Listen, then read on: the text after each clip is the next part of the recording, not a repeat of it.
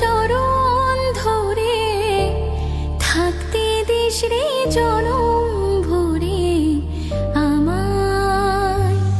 মাগো তোর এই পাগল মেয়ে রইবে রে রোজ তোরা চলে ছায়া। তুই নাকি মা সর্বজনী, তোর কাছে নয় কিছুই কঠিন।